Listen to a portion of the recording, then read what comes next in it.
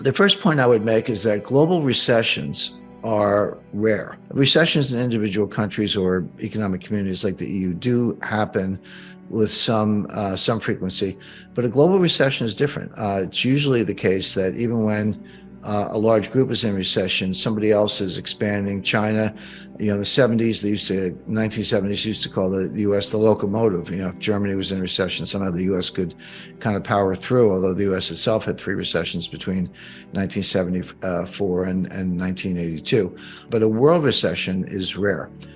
We had one around the time of the 2008 financial crisis, even though Australia did power through it okay, and certainly in 2020 during the pandemic lockdowns. But they're unusual. As I say, it's usually one group is in a little bit of trouble, but another group powers through and even can pull the recession country or group out of difficulty.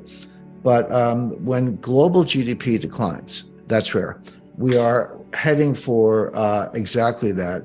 To understand that, let's take a look at some of the largest economic groupings, and I'll start with the United States. Now, the United States had a mild recession in the first half of 2022. If you blinked, you missed it. First quarter GDP was negative, not a lot, about 1.6%. Second quarter GDP was also negative, about 0.9%. So first half as a whole, we had negative GDP.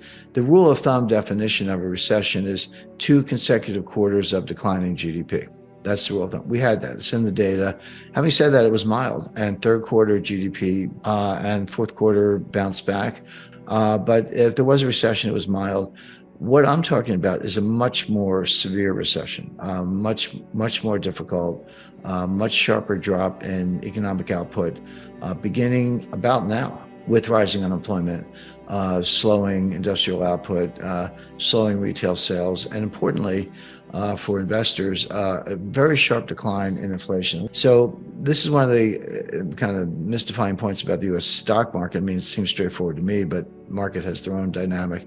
They're saying, well, if the Fed raises rates the way I've described and they cause a recession, the Fed's going to have to cut rates. That's called the pivot, the Fed pivot, and lower rates are good for tech stocks, so buy stocks. But think about that for a second. What if inflation comes down faster than the Fed thinks? And I think it may, by the way, I'll return to that. What if inflation comes down really fast and they get to the target rate sooner than they think? Does that mean they might have to cut? Well, it might, but what's good about that for stocks? I mean, if that happens, no one ever says, why did that happen? They just say, well, inflation may come down, interest rates may come down, so buy stocks. It's like, well, inflation may come down, interest rates may come down, but if it does, it's because we're in a very severe recession, exactly what I'm forecasting. And so if that's the case, stocks are going to plunge, 30, 40, 50%. So don't root for lower rates, or if you're forecasting lower rates, understand what that means. It doesn't mean the Fed chickened out. It doesn't mean life is wonderful and you should buy tech stocks. It means that we're in the very severe recession that I described, and I think we will end up there. And therefore, stocks are going to plunge. So, be careful what you wish for, as they say. My forecast is, yeah, they are going to raise rates. They're going to over-tighten. They're going to cause a very severe recession. And when they do, they may pivot at that time, but it won't be for good reasons. It'll be for very bad reasons, meaning we're in a recession and stocks have plunged. So don't buy into the Wall Street chatter as far as that's concerned. Because as I say, the Fed's going to over-tighten. Now, why doesn't the Fed know this? Well, because they never know, because they have the worst forecasting record of any institution I can think of. Their entire history since 1913 is one blunder after another. And this will just be the latest in a long series. And so just to kind of summarize, the Fed's on a course. We know exactly what it is because they told us. All you have to do is listen to them and believe them. They're going to raise rates, let high rates do its work, do their work, and see the inflation come down, and maybe in 2024 cut rates. What I expect is they are going to raise rates for the next couple of meetings, exactly as I've described, but they're going to over-tighten. The signs of recession are already present. The Fed's not looking at them. I'll come back to what they are, by the way. And we'll be in a very severe recession for a lot of reasons. And that's going to mean a plunge in stock prices. So if the Fed cuts rates, don't cheer too loudly, because it'll be in a world where severe recession, higher unemployment, and crashing stock prices are the norm. I like to finish on a, can't call it a happy note, but global liquidity crisis. Now, I talked about a global recession, and people go, well, isn't that like your liquidity crisis? No. A recession or a depression is very different than a liquidity crisis or a financial panic. They're two different things. They can and do happen separately. In 2008, we had both. In 2008, a recession or depression and a financial panic converged. So they can happen together, but they don't have to. They can happen individually. What we're in for looks like a global financial crisis and a global recession at the same time, coming sooner than later. Now, why do I say that? There's a global dollar shortage. People go, wait a second.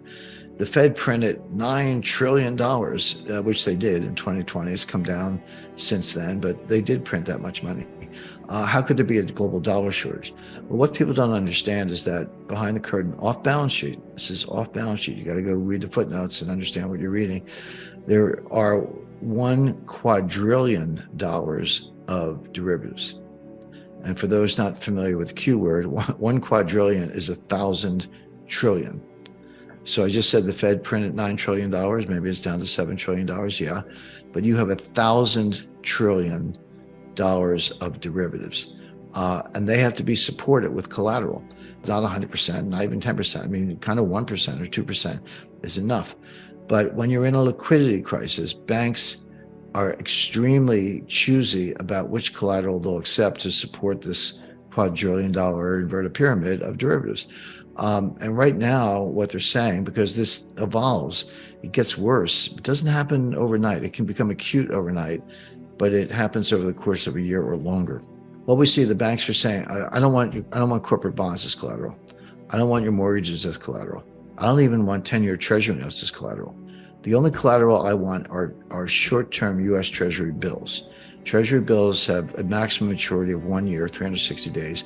But there can be 4-week bills, 8-week bills, 6-month bills, etc. That's the best form of collateral. It's the most liquid, easily traded, low volatility, easy to repledge. It's by far the best form of collateral. That's all the banks want right now. But if you're a foreign bank, you need dollars to buy the dollar-based collateral. If you want treasury bills that are denominated in dollars, you need dollars to buy the bills. That's why the U.S. dollar is so strong. People go, wait a second. The U.S. has a multi-trillion-dollar annual budget deficit, a massive trade deficit, 132% debt to GDP ratio, $31 trillion in debt. You're going into recession. How can the dollar be so strong? The answer is everything I just said has nothing to do with the demand for dollars in international foreign exchange markets. What's driving the demand for dollars is the need to get dollars to buy dollar-denominated collateral, specifically treasury bills, to post as collateral to support the $1 quadrillion of derivatives. And that's going to persist until the system crashes, which it's in the process of doing.